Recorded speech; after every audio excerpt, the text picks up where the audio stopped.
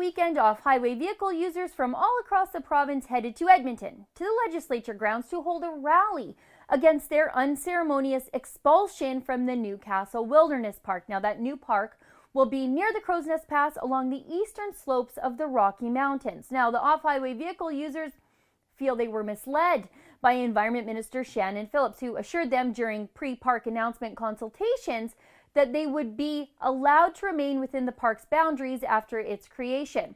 Phillips even assured them they would be included in the new park when she sent them a letter with her own handwritten notations, where Phillips said she looked forward to working with the off-highway vehicle groups in the new park. But the day the park was announced was the very day the off-highway vehicle users found out they had been deceived. They were being phased out of the new park over the next 3 to 5 years. And they found out about it the same way everybody else did, in the media. And now the groups want to be heard. They don't want radical environmentalists being the only voices the NDP listen to. So the off-highway vehicle users have been holding their own town halls. Town halls, of course, where the NDP just won't show their faces. And the groups are holding rallies. I was at the one held at the legislature to do what the NDP just refuses to. And that's actually talk to these folks. Just listen. I've been in contact with the Alberta Off-Highway Vehicle Association, along with dozens of different clubs throughout the province. Most of the clubs do feel that their input has not been taken. Most of them haven't even been asked to sit at the table with any of the organizers and the stakeholder meetings. So that causes a big problem as far as the input.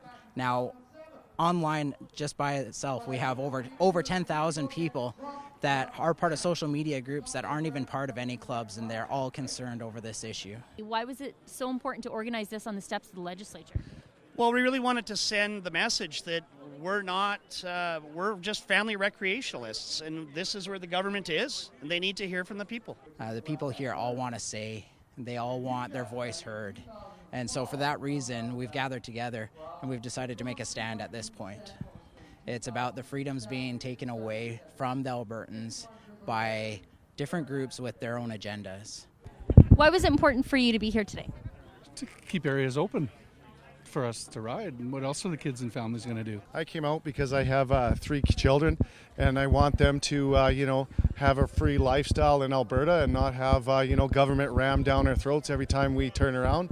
And, people need to have freedom of speech and enjoy the land and not be, taxed to the nines and, not have to pay for everything, that we can use, because it's our freedom and our speech. I think it's about closing these public lands for the next generation and the generation to follow. And I think it's important to show that we don't agree with the draft plan. Why is it important for you to have your kids out here today? This is how we grew up, and I want them to share in everything that I got to grow up and experience, and hopefully when they get older they'll be able to do it with their own children. You want to keep your quadding open? Yeah. And your camping? Yeah. And your fishing? Yeah. Yeah? How about you, Tristan? Proud? To go camping in the bush? Yeah. Yeah. Because we all enjoy it. Don't take it away from us, please. Because it's what we do as a family. We always go camping, we go quadding, we respect the trails. It's our life. It's our time passed with our family. I've raised our kids to appreciate the great outdoors. I appreciate the great outdoors. I don't want somebody taking it away from me. That's our country as well as it is anybody else's.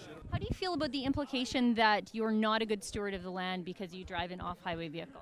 I have 3 kids and I teach them to respect the land, and we clean up our garbage, and we actually, if we see garbage in the ditch, we actually pick it up and we take it home with us and we dispose of it properly. So not all of us are bad people. It just takes 1 or 2 people to ruin it, and we're not all bad people. In my experience, that's not actually something that you see. I think the people that are here are a good example of people who are very good stewards of the land, really care about the land. However, imagine if you drove down the highway and there was no enforcement on speed. That's what we have.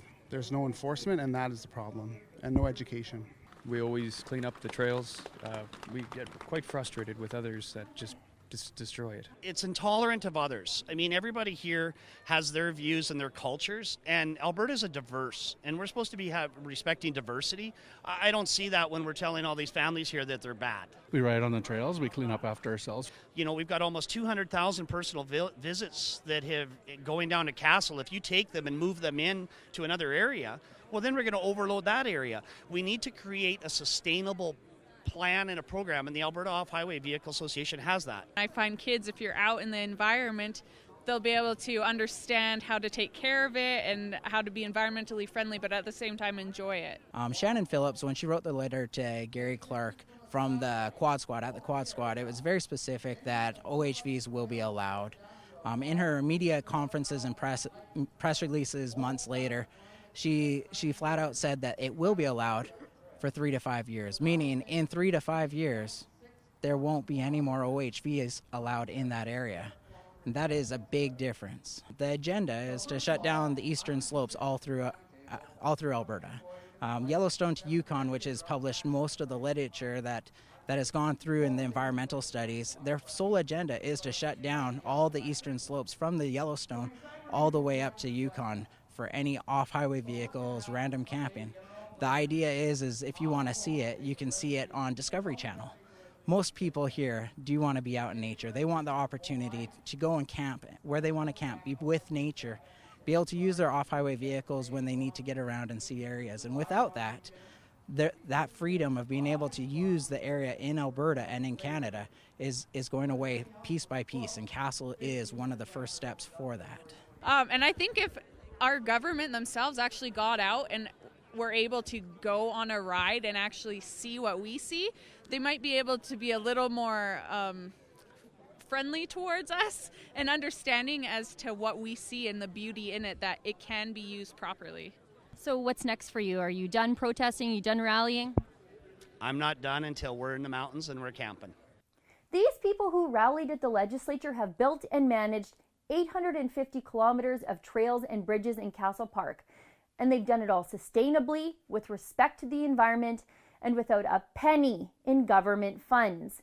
If the government wants to learn about how to get people engaged in actual conservation, they should be talking to off-highway vehicle users about how it's done, not kicking them out because some environmental activist groups say they should.